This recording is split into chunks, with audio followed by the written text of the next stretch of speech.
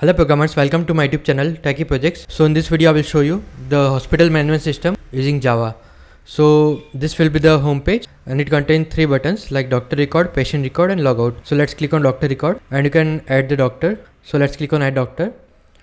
You just have to enter all those doctor details like doctor ID, doctor name, okay, and doctor specialization. So let's enter the details.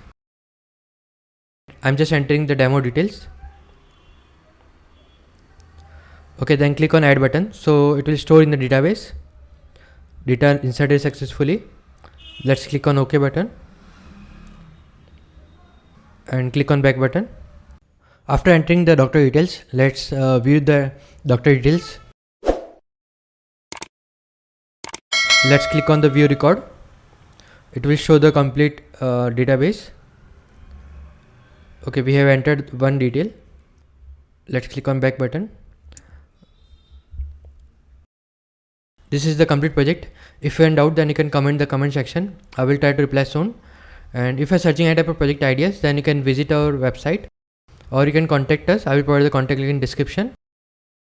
Thank you friends for watching my video. If you are new, then subscribe channel and share with your friend. Thank you.